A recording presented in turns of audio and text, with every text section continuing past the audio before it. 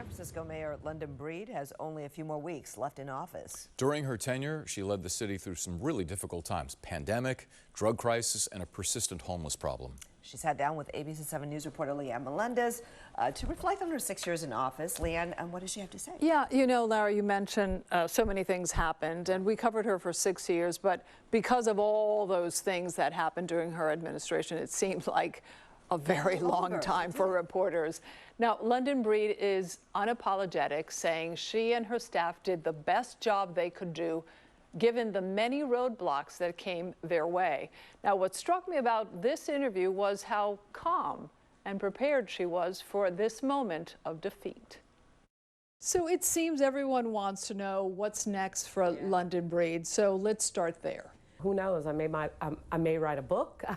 I may start my own business. I just don't know what I want to do, but I want to take a moment to just take some time for myself so that I can figure it out. London Breed admits her humble upbringing shaped her identity, yet she never allowed others to perceive her as anything less than a rising star. In 2013, she was sworn in as the supervisor of her district, which includes the Western Addition, the only neighborhood she's really known. It was only a matter of time before she became president of that board, and in that role, the unexpected landed abruptly. December 11th, 2017, then Mayor Ed Lee suffered a massive heart attack. Do you remember that call? I also remember right after I got that call, because it was, just really unbelievable.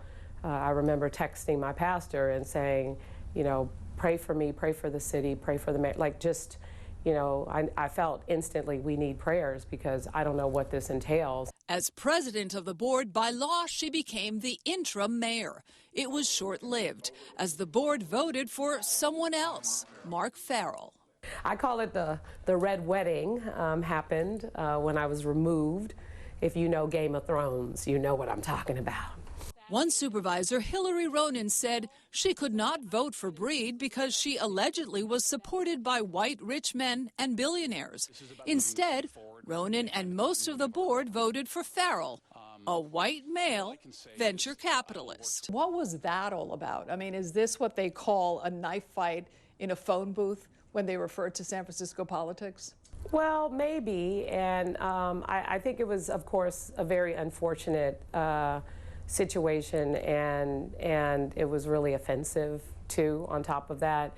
And I appreciate the fact that since then, Supervisor Ronen and I have actually developed a really great relationship and been able to work together. 5 months after that incident, San Francisco voters sided with Breed as she won the special election to finish Mayor Lee's term.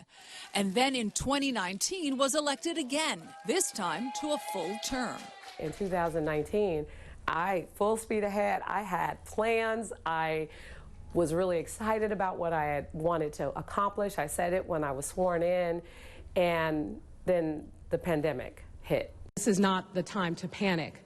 Under her leadership, San Francisco was among the first cities in the country to issue a mandatory stay-at-home order. Many applauded her quick decision, but others often criticized her for waiting too long to reopen the city.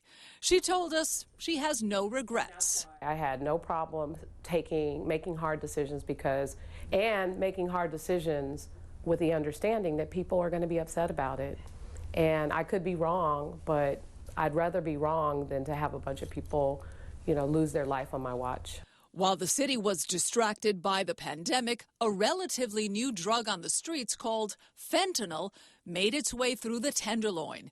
There were other side effects of the pandemic, such as fencing operations, break-ins, and an increase in homelessness as people from outside of San Francisco made their way here. At that time, it seemed like the city went to hell in a handbasket. Now, would you have done anything differently?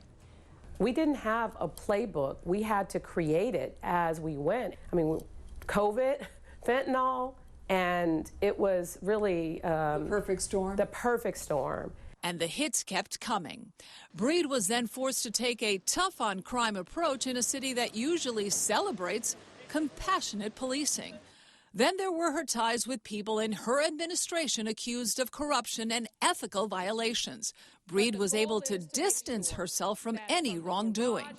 But despite a tumultuous few years, Breed reminds everyone that during her administration, she introduced more shelter beds than any previous mayor.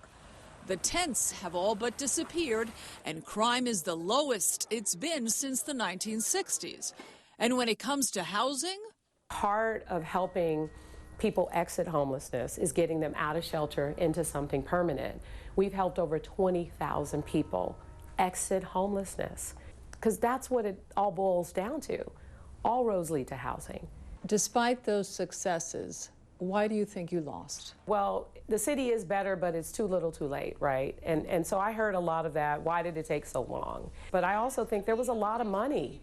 Like, I didn't have money for those kinds of commercials over and over again. There was a lot of money against me.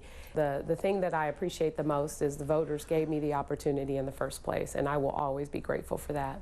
That picture of you taking the oath in 2013 when you first become supervisor, if you could, what would Mayor Breed today tell London Breed back then? I would have told myself back then, take a minute, just take a minute to really recognize the significance of the work that you do and how it's impacted people. And don't be so quick to move on to the next thing. Now, as things in this city began to improve, and they have improved, Breed said if she only had one more year in office, she probably would have been reelected. Now, I have a feeling this will not be the last interview she does as an elected official. Now, I've covered mayors since Frank Jordan, and I have to say that she has great passion. I think of all the mayors that I've covered, great passion. She was a cheerleader for the city, but so many things happened. Now, one little note that we want to mention as well, you notice that she wears the color blue a lot, blue suits. That's her trademark blue suit that I've come to associate with her. So I asked her about that, and she said it just goes really well with my tone, my skin tone, and also blue speaks to me.